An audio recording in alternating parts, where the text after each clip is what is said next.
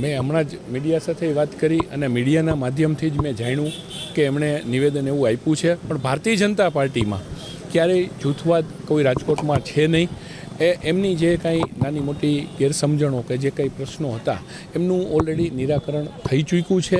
જે કાંઈ વાતો આવે છે એ એકદમ પાયાવિહોણી વાતો આવે છે. એવું જૂથવાદ ભારતીય જનતા પાર્ટીમાં ક્યારેય હોય નહીં અને થશે પણ નહીં. એ વાત મેં પણ વર્તમાનપત્ર દ્વારા જાણી છે.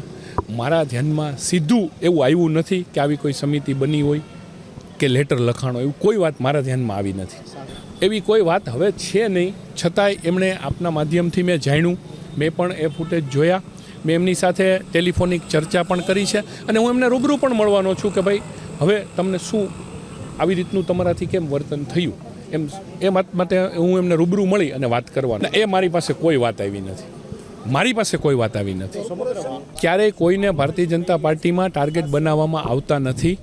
આ વાત જે આવે છે એ એકદમ ખોટી વાત છે. કોઈને ટાર્ગેટ ક્યારેય બનાવવામાં આવતા નથી. એ પણ અમારા એક મુખ્ય જે 5 પદાધિકારી હોય એમાંના એક પદાધિકારી છે અને પૂરતું માન સન્માન આપવામાં આવી રહ્યું છે. એટલે એ કારણ નહીં, મારે એમની સાથે એમના કોઈ કારણ નથી. હું તમને એ જ કહું છું કે જે કાંઈ નાની મોટી વાત આવે છે એ બધાની ક્લેરિટી ઓલરેડી થઈ ગઈ છે. હવે આજે એમણે નિવેદન આ રીતે આપ્યું તો એમની મેં ટેલિફોનિક એમની સાથે ચર્ચા કરી છે. એમણે મને એમ કીધું કે એવું કંઈ છે નહીં મારા મનમાં. હવે એ નિવેદન આપતી વખતે એમને આવું કંઈ કેમ થયું એની માટે હું એમને રૂબરૂ મળવાનો છું. મારી સાથે જે ત્યારે ચર્ચા કરતા હતા એ અમે અમારા જે 15 દિવસના કાર્યક્રમો ચાલી રહ્યા છે એ બાબતની 2 કાર્યક્રમમાં આવવાની વાત હતી. એ વાત હતી, બીજી કોઈ વાત નહોતી.